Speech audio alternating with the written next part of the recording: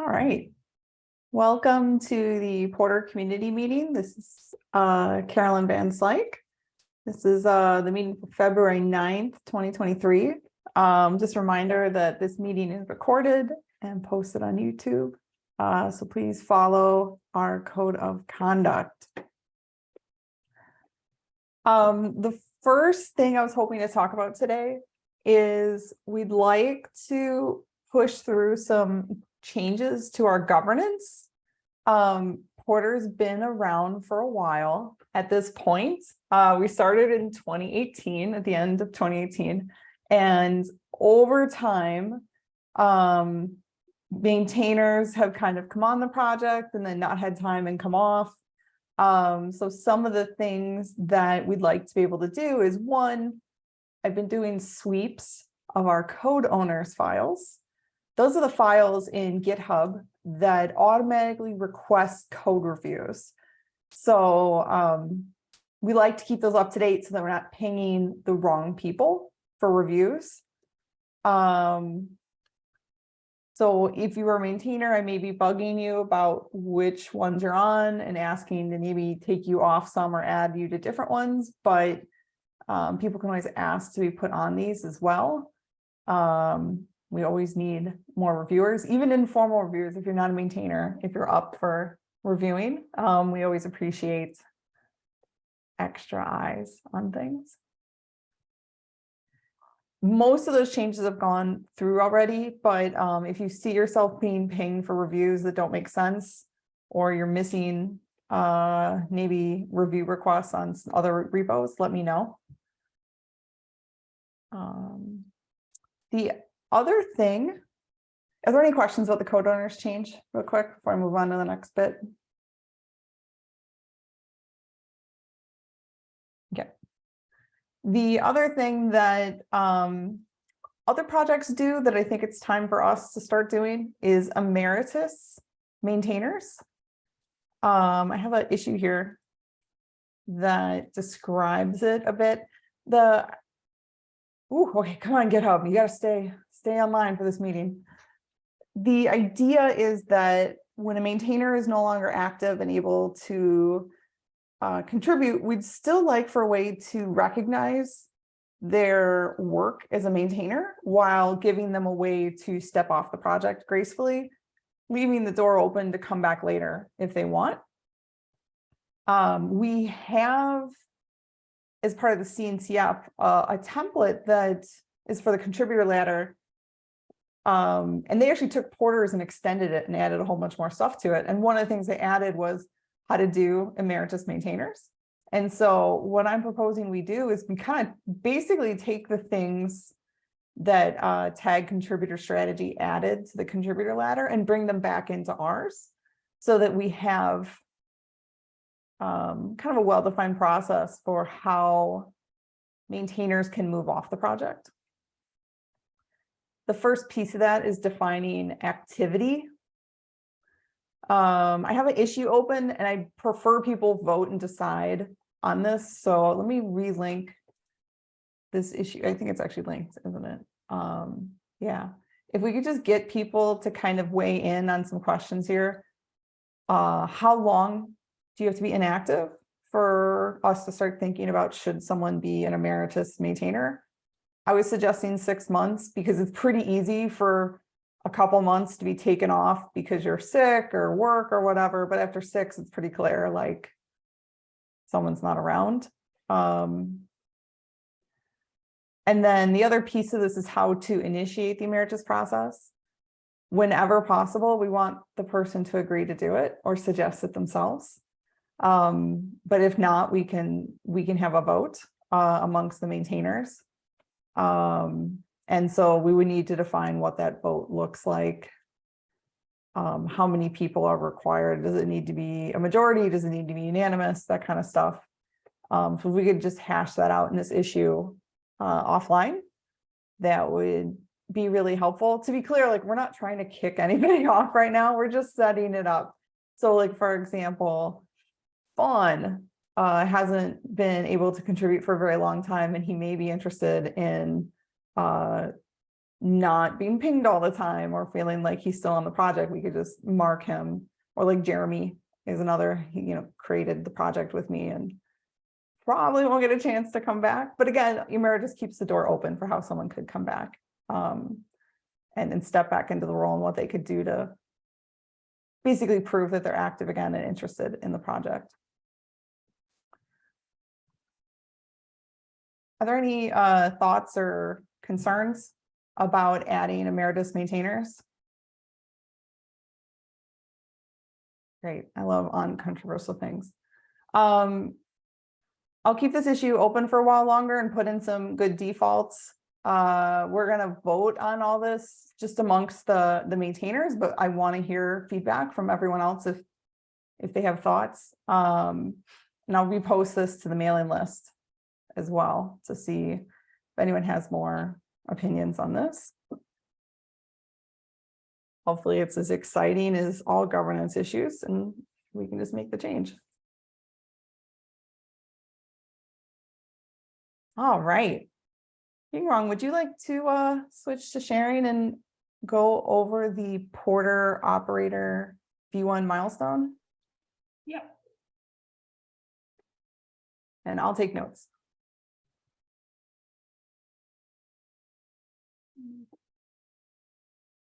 Oh, GitHub is not cooperating with me. Oh yeah, it seems to be tipping over mid-meeting. We may need to maybe talk about GRPC next if we can't get GitHub to cooperate. It's just a bit slow, but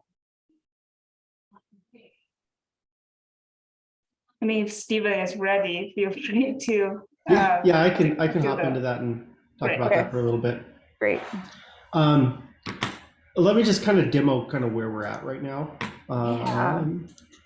It's not super exciting, but we do have a lot in place set up to support this. So I have a new command here called server run that you can pass in the port you want to expose the server on, as well as a service name. It's not too much going on there, but this will just open up a gRPC port locally so that you can start hitting it.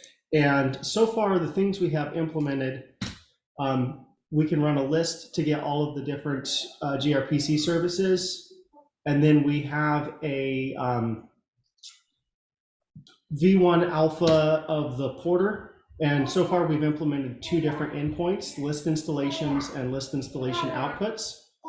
And then for list installations, if you just call it directly, you get a response back. Hang on a second. There you go. Okay, good job. You get a response back here of all of the installations in the namespace. In this case, it's the default namespace, and we also have, just the standard namespace scoping on that. And this essentially mirrors what you get with the Porter CLI when it comes to installation listing. And then the next thing that we did, because it's a direct requirement for us, is we want to be able to grab the latest outputs for a particular installation, which again mirrors directly the Porter CLI.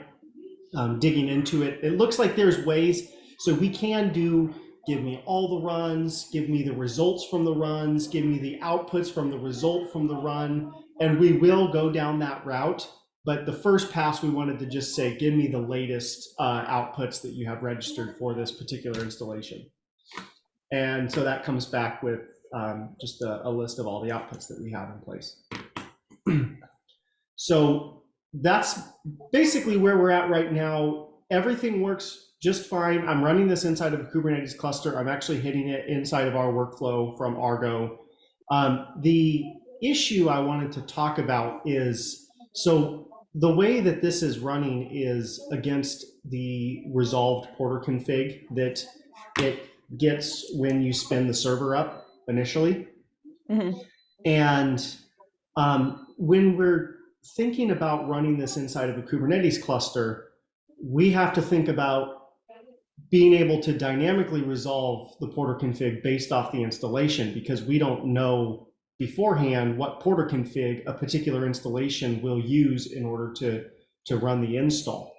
So I kind of wanted to just bring up, like, how can we handle inside the operator specifically dynamic porter config loading for a particular RPC. The way we're handling it right now is, again, like I said, it's when the request comes in, we are taking the main config that we have loaded for the entire server, Yeah. and then we're creating a connection just for that RPC based off that config. But ideally, what we would want to do is, because we can have, you can specify the system level default, the namespace level default, or a named config for an installation. I can't figure out a really good way to correlate that into the RPC without either putting the config inside of the RPC call, which is that's not what we want to do, or figuring out some way to signal into the API to tell it what RPC or what porter config to load in. So what are some thoughts around that? One thing that comes to mind is ignore that we can be fine-grained down to the installation. Could we do something that just takes into account namespace? Because we always know the namespace when we're working with these RPC calls.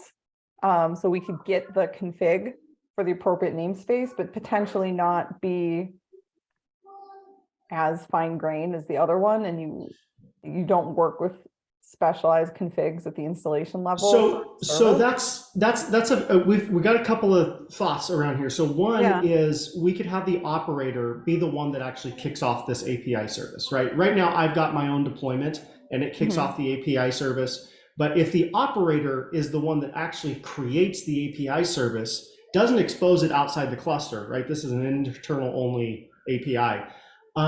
We could tie it to where it's like anytime a new porter config comes in, the operator spins up, as part of like the porter config controller, spins up a corresponding API that will serve requests for that particular porter config. And then since the operator is, it's aware of everything, it will be able to handle the appropriate load balancing and say, well, I want this installation, which uses this porter config, to use this API service, which is tied to this porter config. And it would know how to route the traffic properly for that. The other option is, like, we can just have a manually deployed API server for the different configs that we want to use as the administrators of the cluster, which that's what I'm doing right now. Is I'm the cluster administrator. I know what porter config I'm using for all my installations. I spun up a separate API service just for that porter config, and then it's just available. The problem is now the operator, when it goes to query a particular like outputs for an installation, it may not know which porter config to send it to unless we do something where it's like namespace scoped. But we do fall into issues where if we ever have multiple porter configs, one named foo and one named bar in the same namespace, and we want to do different installations for each config, that's not going to really work from the API standpoint. I wonder if we can do this less at the porter config level, which is just porter's configuration file, and instead look at this at the way the operator does. The operator doesn't think about porter config files. It thinks about agent configs, agent being executing the porter CLI in a pod. So like Yingwang did a whole bunch to support plugin installation, where we would come up with a way to have a cached version of all the plugins that are needed for a particular agent config. I'm wondering if we can do something similar, but for the GRPC service, where we go, the controller, like you said, have a controller driven, identifies that we have a unique agent config for this installation or namespace or whatever. And then, like you said, stand something up but it wouldn't be for the config. It would be potentially for the whole agent config, which controls a lot of behavior of Porter beyond just the config file. Well, so I mean, you can have an agent config and a Porter config in an installation. Like when in the installation spec, it exposes both of those. So you can swap in and out which agent config and which Porter config you want to use for new installation resource. I forgot we did that. Yeah, so the Porter config is a top level object on the installation resource alongside agent config. Huh. I don't know about anybody else. I need to chew on this a bit more and think. Yeah, I've been like I said, there's options. It's working. Yeah. It's a matter of what's the right way forward, especially when you're talking about at scale inside of the operator. And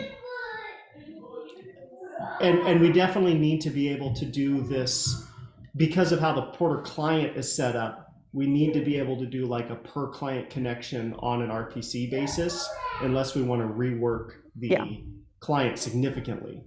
I want to throw out one more option. We're not at V1 yet.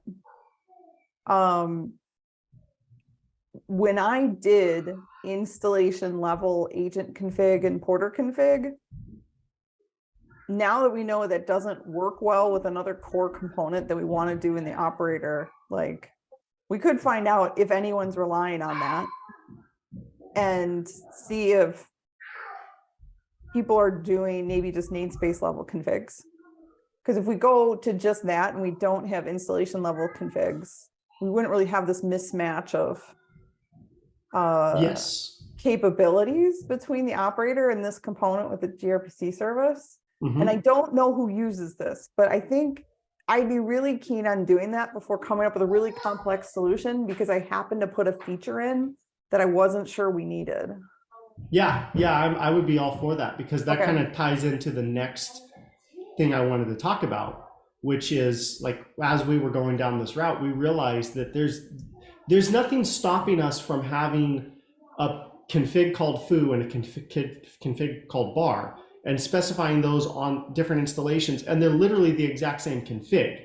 But we could run into a situation where we think we're trying to install an installation with config foo, but that installation is already installed and being handled by config bar, and that could be really confusing when you have two configs that are literally identical with just a different name in terms of like, why is this not installing? What's going on? I can't access this installation. Well, it's because it's already being managed by an existing installation that used the same config on the back end.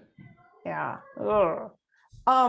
I'm going to make an issue where we can discuss this offline and kind of iterate on this. And then I'll reach out across various channels I have to figure out if anyone's doing installation level config and get a feel for that. Cause like there's not a big pool of people using the operator at the moment. Right. So if we want to backtrack, like this is the time.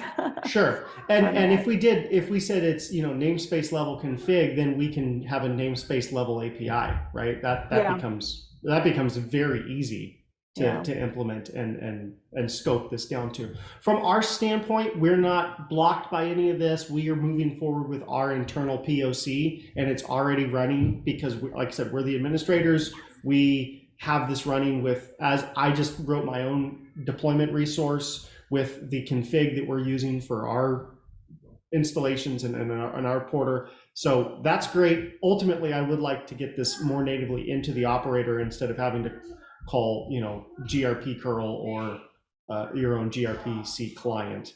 But that's the other thing is like the next step is how do we use this in the operator? The outputs installation outputs CRD. Those are kind of the things that we need to figure out the next step from an operator standpoint.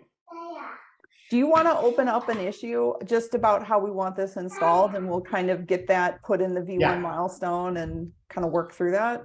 Do you want this in the operator or in the Porter? The operator, yeah. Okay, yeah, because I mean, all this work is in the Porter project so far, because it's the server is being written against the Porter client. Yeah. And so this is running with the Porter binary essentially. But we're trying to track this for the operator V1. being able to extract outputs and its default installation with however we install the operator. So I think that'd Okay. be an easier way for me to track it, even though the bulk of the implementation is in Porter. Yeah, and I think we've talked about how do we change that too? How do we, make this its own separate binary and, cut it down a little bit. So ultimately, maybe this might even end up somewhere else long term. Yeah, I don't know. I know I haven't had time to really think about that. I've kind of leaned towards like having a POC like you have here, and we just get it out there and try it, but we're not committing to this being the final form. Yeah. It's kind of hard to make decisions about this without having a chance to get my hands on it and see what other people think too. And the hard part around the service is figured out. So it's the per RPC client connection that we had to figure out, and basically the setting up of the server and kind of running that ecosystem. We've got our output or our interrupt handlers in place. So now extending the gRPC service is as simple as writing a new protobuf and running the implementation, which the implementation is essentially just a wrapper to whatever the Porter client interface method that we want to run is. Yeah. So adding more gRPC endpoints is pretty straightforward at this point. And the hard work is more around the running it in general. So I definitely want to spend a lot more time figuring out the right way to do that.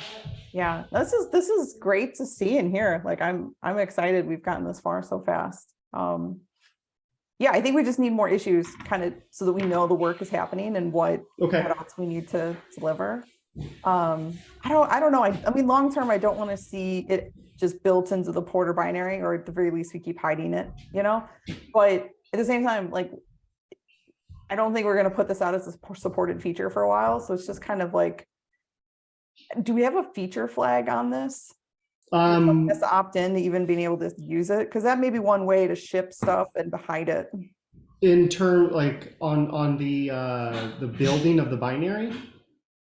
No, just if there's code paths in Porter. I'm not quite sure like how this is implemented. Other code paths in Porter where like anything would hit some of the gRPC changes you've made, or is it all just like you've plopped it literally on top of all of Porter's existing stuff, but not had to change anything lower? Yeah, I haven't made any changes. It's literally just a new command builder.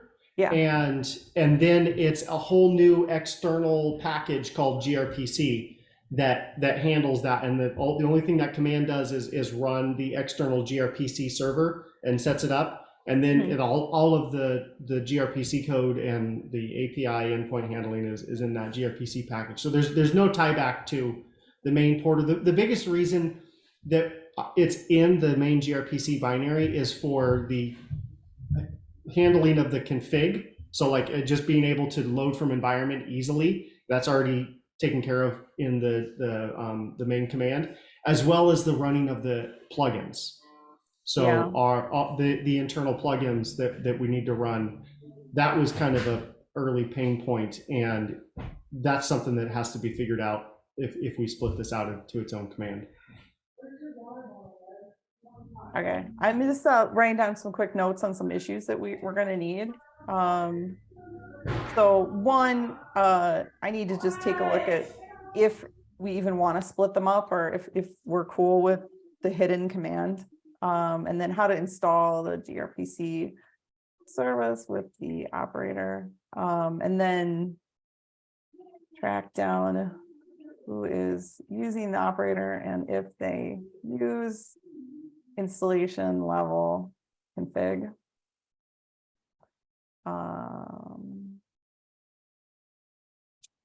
there anything else that we wanted to follow up with on this one? I mean, I'm sure there's going to be more issues as we get further into this. Okay. Well, then we'll Peel just the say onion. Stephen will make all other issues. Works for me. That's what happens when you say things like that. I'll just make you do it. Okay. This is exciting. I love to see this coming along. So the operator itself, I think that's the other issue we need, is consuming this through the operator. Are you consuming it with the operator right now, or no? No, so the operator? that does I've got a this? couple different ways that I'm running this. Is right now I'm running it as a standalone deployment, or I'm running it as just a pod inside of the operator's controller manager deployment. Both of those work, but those are its own standalone thing. And then the way I'm consuming it is we have Argo workflows that wraps our Porter installation process. Yeah. And so I just kick off a Porter installation with Argo, and then I wait for it to finish, and then I just go use GRP curl to go hit the API to extract the outputs from the API server that way, and then lay those down and use those in our workflow. Ultimately, the operator should be extracting and talking to this directly. So that has not been implemented yet, but it's mainly of what do we do with it once we have it in the operator. We don't have a place to store it right now. Yeah, I know we had talked about just making a new CRD that's output actually, so that we could lock it down appropriately. Is that still, when I make this issue, is that kind of how we want to go with it? Yeah, that's definitely the way that we were thinking about approaching this. Okay. Cool. Is there anything else we want to talk about with the GRPC service? Nothing from me, just, if anyone has any suggestions or questions.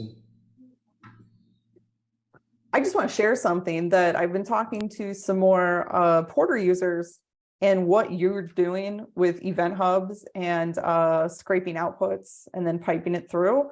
Other people are doing this too. So like this has more stealth users, and people will be wanting to use it pretty quickly once we make it public, which is kind of why I want to understand who those people are and get their feedback before we flip the bid on it and say, yeah, this is how we're going to ship it, and these are the endpoints we're going to support, because I think people will use it and then be stuck with whatever decisions we make pretty quickly, actually. Well, and then there's also this is kind of like a workflow of workflows scenario where, it's like, yes, we have a good workflow engine for handling installations of resources and applications, but there's ultimately a higher level workflow that's needed as well. And it's like, well, what if an installation fails? I want to kick off a Slack notification that says, hey, something happened. And so this is where we kind of have this Argo wrapper around Porter so that we can come up with more and more complex scenarios around a Porter installation and not have to worry about implementing it internally in Porter. Okay, I want to track this as its own thing, to be honest. The workflow of workflows are running Porter inside a large pipeline. Again, it's like a theme that as I've been doing more one-on-one engagements with users, I'm finding out that they're actually doing this or have been doing this for quite a while. It'd be nice for Porter to acknowledge that that's a way people use it, and then provide either best practices because we figured out how to do stuff, or just pointing people to the right things. Because I think people have been reinventing this wheel a number of times, and we should make sure we have good hooks, like, not forcing people to scrape outputs. Yeah.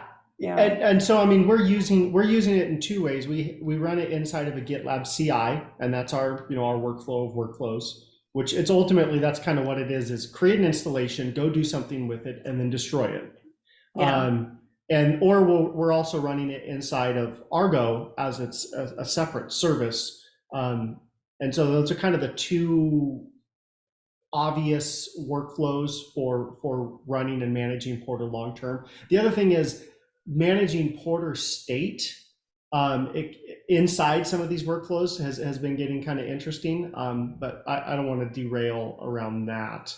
When you say Porter state, do you literally mean the zip file that Porter uses from run to run to run to kind of track state that the bundle decided to let Porter manage for it? Yes. So like GitLab just implemented this tie-in for Terraform state, which is so handy, where you can actually have it stored long-term inside of Terraform as an artifact, essentially. And you can use GitLab to manage multiple different environments with the same Terraform, and it's seamless integration. It's the best integration I've seen so far for Terraform.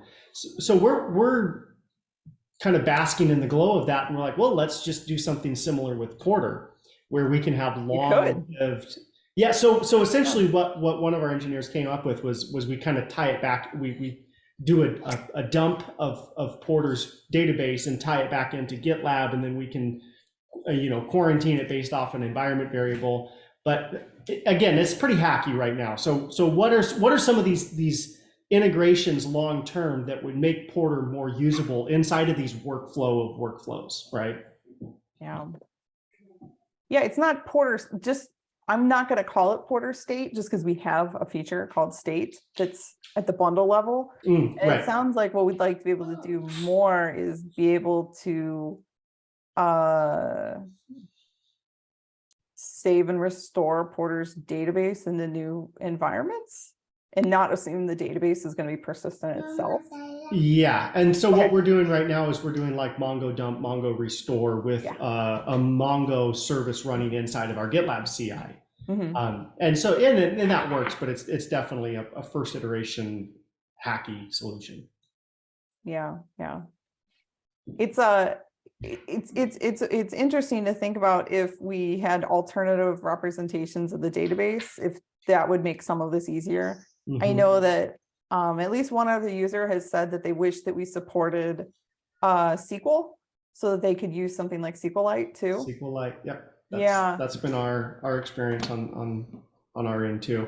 I haven't spent much time thinking about it, but the way we have drivers implemented, we definitely could make an alternative backing plugin essentially that instead of using Mongo, it kind of translates Porter's request for data into SQL queries, and then we could have SQLite or just Postgres or anything like it too. So let's just keep that in mind that like that's an option we haven't looked at because of like priorities and lack of interest. But if we wanted to do that feature, this may be a better way than dumping Mongo and restoring Mongo.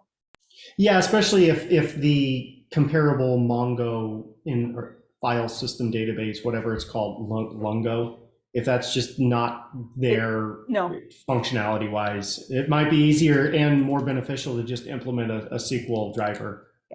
Yeah, I looked into Lungo, and unfortunately its support is a pretty big subset, a small subset essentially of what Porter uses. Like aggregations just isn't there, and we use that for sure. So yeah. Whereas I think also having a SQL driver available, I think would just open up or make it easier for people to deploy Porter in different infrastructures and environments, instead of being stuck with like, I need to find a good production Mongo to use, and no, I don't want to use Mongo Cloud. So, yeah. I mean, the good news is Cosmos with the Mongo wrapper has worked really well for us. So, but that, now we have to spin up cloud databases. I was thinking about writing a Mongo wrapper for Artifactory. So, I mean, so many options. Somebody rescued me from that ledge before I got too far down that path. Yeah, I was more just thinking like we could literally have a database driver alternative that's like whatever .SQL, and it just has a little bit of extra to tweak how Porter's querying so that they turn into SQL queries. Yeah, I know that's something that we would use probably for our pipelines instead of the Mongo process. Okay, well let me make a real issue for that, and we'll make sure everyone knows that's an option, and if enough people want to swing their votes for it or help work on it, we can do that. Cool. Nice. We have one more issue on the agenda, which is handling duplicate configs in the operator. Did we already talk about that, or is this slightly different? We talked about it, but we didn't really come up with a solution. Again, so it's like you can have two named configs in the same namespace that are the exact same config on the back end, and then it can be confusing. Like if you try to install a new installation referencing the config, but it's already being handled by the existing, another installation that used the other config. So there's no way to really say, hey, this config is already on the cluster.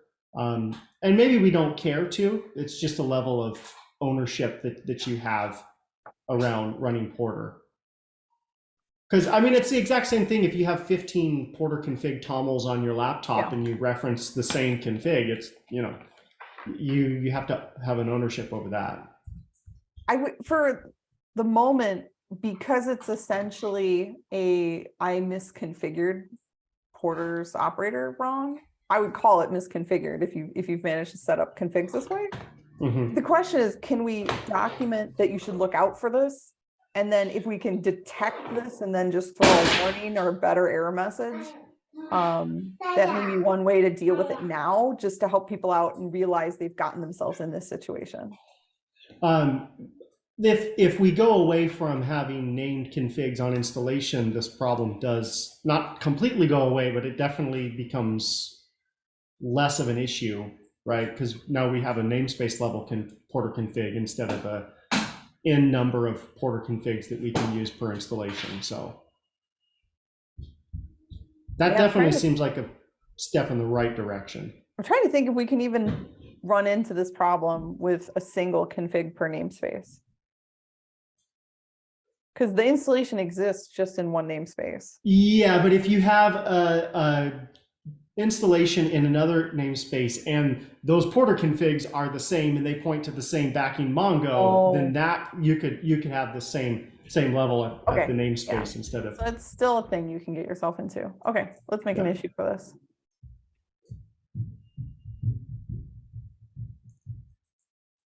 Okay. I love that you're finding all these sticky situations we can get into. Yeah, that's fun. Great. Yeah. Bleeding edge.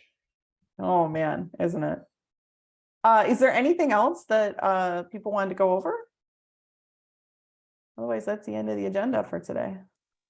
I got the V1 milestone put up. Oh, great. Okay, GitHub's back. Woo-hoo. Yes.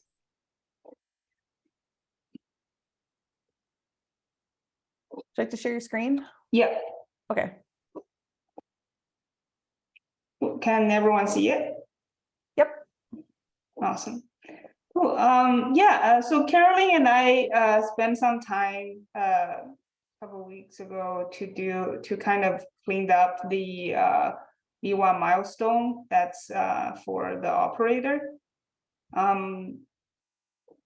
I just want to kind of go through the issues that we chose for the V1 milestone. Of course, based on the conversation we had in this meeting, there's more issues that's going to be created and potentially going to V1. But on a high level, we have identified two kind of must-haves for the V1. One is to delete the temporary resources when when the Porter agent completes a job, because currently the operator doesn't do any cleanup. So anything that it's created, like the PVCs and any pods, will just be left there hanging. And it's consuming a lot of resource if you scale it up. So we're trying to give people an option to be able to do a kind of a more automatic cleanup rather than just purely manual cleanup. And we are thinking about doing using the TTL after finish it feature from the built-in controllers. So that's one kind of must-have. Another one is the currently Porter agent job.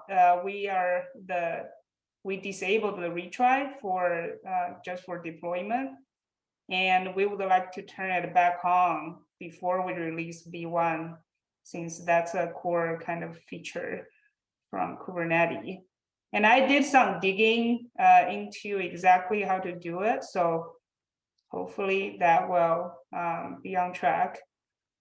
We also found a lot of the issues in the milestone kind of be documentation related, because we want to make sure that once we release V1, there is a good kind of guidance for people how to use it. So there's quite a bit of documentation needs to be updated. either on the architecture level or kind of best practices, and for certain use case, how people can configure it. And then I think there are a couple features that we're kind of like, it would be nice to have, but if we don't get to it, that is okay. For example, the open telemetry, to enable it, basically to be able to get the open telemetry configuration from Kubernetes and pipe it into Porter, so that Porter knows where to send its traces if the cluster has one configured already. Another one is to be able to install the operator into an arbitrary namespace instead of the hard-coded ones right now. And another one is to split up the uninstall action on the operator bundle. This isn't the inside the controller logic, it's the installer bundle, how it handles the uninstall action. So even if we don't get this into V1, this doesn't really affect the operator itself, but rather the operator bundle. So I think that's, and then of course the one that we have been talking about in the meeting is the gRPC service, and how we can use it inside the cluster as being one of the big feature in here. So that's kind of what we have so far. And does anyone have any ideas or thoughts on this?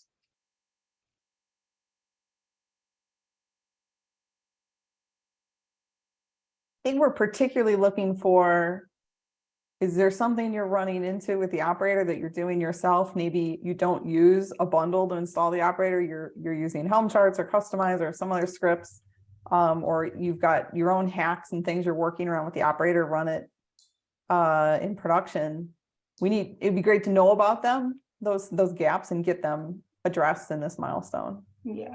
So we're using full Customize to handle our operator installation. We don't really have any hacks in place specifically around the operator. We do have some stuff in place so that like when we need to do a new agent image or something like that, then we'll reference our own in the agent config or the controller manager. Oh, the thing that Brian's been working on is multi-architecture builds for the operator and the agent and all of that stuff. So is that something you want as part of V1 for the operator, or is that kind of outside of the scope of what we're looking? You should have an MR here in the next couple of weeks, I would imagine, around getting the multi-architecture into the pipeline. My understanding is that if we get it in before the V1 ships, it'll be like, bonus. Okay. But if we ship it later, I don't think it will cause breaking changes to add the multi-architecture support. Yeah. Okay. It's just we're running into some mage organizational weirdness adding this in. Okay. That seems like there's some issues in the mage file around how some of the builds and publishes happen that we just need to kind of work through, and should have something maybe next week around this that we can actually get a pull request in for. Okay. But that'd be nice, because then we can test this locally on our M1s and all that. Yeah. I think we've got a hodgepodge of like M1 support. I added it in just to help running Mongo on an M1. But this will actually get the operator running properly too. Yeah. Yep. Without Rosetta and stuff like that. Yeah. We're trying to do a full native, and we want, like, I've got the AMD, he's got ARM. We want to be Mm-hmm. able to run the exact same workflows between the two of us and not know any difference. Okay. Yeah, I don't think we need to put this as an issue in the V1. Let's make sure we have an issue though. So we know we're doing it. But the timing of it, like, it'd be great as soon as it happens, but I don't think we need to hold anything back and wait for it if it happens later. So once we have V1 for the operator, there's going to be an official supported bundle for installing the operator, and that's going to be the suggested install path. Is that correct? Well, you know, I'm not confident that that's the best way to install the Porter operator right now. When I first started writing the operator, I was actually strongly looking at OLM, Operator Lifecycle Manager. There's existing best practices that people use to install operators, and I want to make sure that we work well with those. So we need one good way to install for V1, but I'm not convinced that people are going to use bundles to install the operator. It does a lot of helpful stuff, and I think it gets people set up quickly, but in prod, I'm not quite sure that's how they'll be setting up their cluster. You know, Yeah. I think they'll be leaning towards more Kubernetes first. That's ways. exactly what we did. Yeah. So I would like for us eventually to have you know, how to do this just with Kustomize and kubectl, you know. Okay. Well, we do have a full Kustomize operator that gives all the CRDs, all the services, all the RBAC is in place, and that's all being managed via Kustomize. So if you want us to at least throw a whip out there, we can probably push some of our Kustomize up. That'd be great. I'll make an issue calling out what I think needs to happen, but you've done it. So if you would look at that issue when I make it, I'll send it to you, and we can just call out what else would need to happen. Okay. Yeah, I have to get the Kustomize working again because I just pulled in the group change, and now all of the Kustomize references the old group. So I need to reference the new group. But once I get that working, then move forward.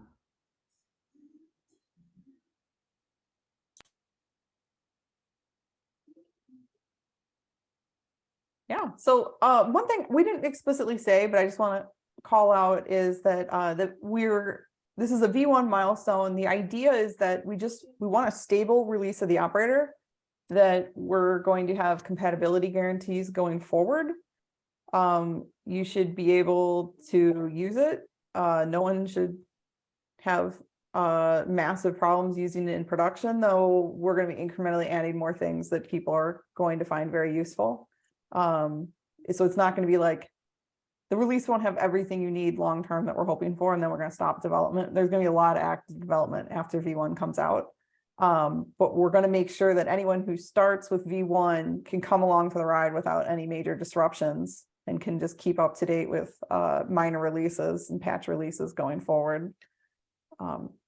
If that sounds okay to everyone, I mean, I'd love to get this out in the next couple months and get people seriously using the operator, because right now it's just kind of under the cloak of a POC, and I'd love to see us get past that.